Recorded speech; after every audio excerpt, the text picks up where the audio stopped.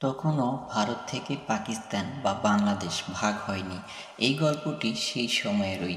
সেই সময় আমেরিকা থেকে একজন বিখ্যাত বিচারক ভারতে আসেন।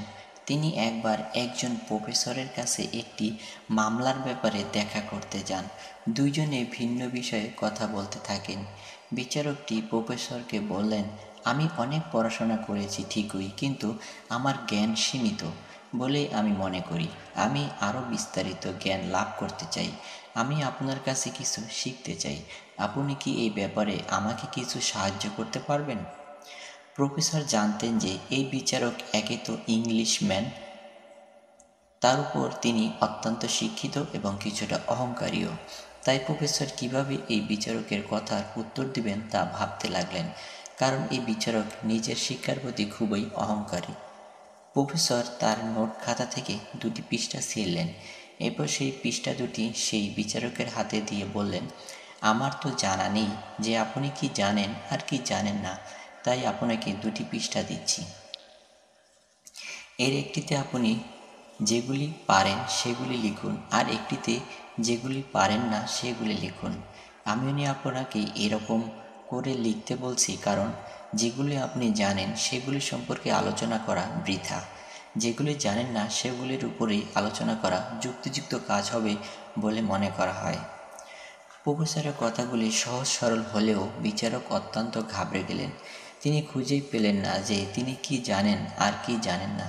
তিনি মনে মনে প্রফেসরকে নিচু দেখানোর পরিকল্পনা করেছিলেন, কিন্তু এবার তার মনে হতে লাগলো প্রফেসর আইন সম্পর্কে জানেন, ধর্ম সম্পর্কে জানেন, দেশ সম্পর্কে জানেন, কিন্তু কি প্রশ্ন করলে প্রফেসরকে নিচ দেখানো যাবে সেই চিন্তাতে তার মাথা ঘুরে গেল। প্রফেসর দেখলেন সেই বিদ্যার ভারে ভারী হয়ে যাওয়া বিচারক এবার ঘামতে শুরু করেছেন। প্রফেসর কিছু বলার আগেই বিচারক তার হাতে সেই কাগজ দুটি ফিরিয়ে দিয়ে কাঁদো কাঁদো সুরে বললেন, জনাব, আমি তো কিছুই জানি না। এই মুহূর্তে কিছুই আমার মাথায় আসছে না। কিন্তু এই কিছু সময় আপনি আমাকে যে শিক্ষাটুকু দিলেন সেটি আমি জীবনেও ভুলব না। প্রফেসর পুলকিত নয়নে মৃদু হেসে বললেন, ঠিক আছে, আপনার প্রথম শিক্ষা হলো আপনাকে সর্বদা মনে রাখতে হবে যে আপনি কিছুই জানেন না।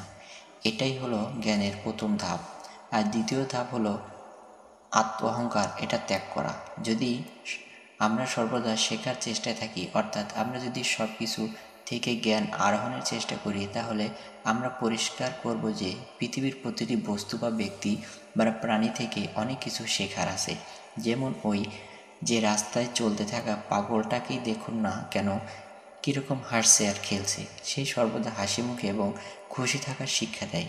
তাই বলে আপনাকে কিন্তু তার মতো পাগল হতে বলছি না। আপনি সেটুকুই সংগ্রহ করবেন যেটুকু বাস্তবতা ধরে এগোচ্ছে। ধন্যবাদ।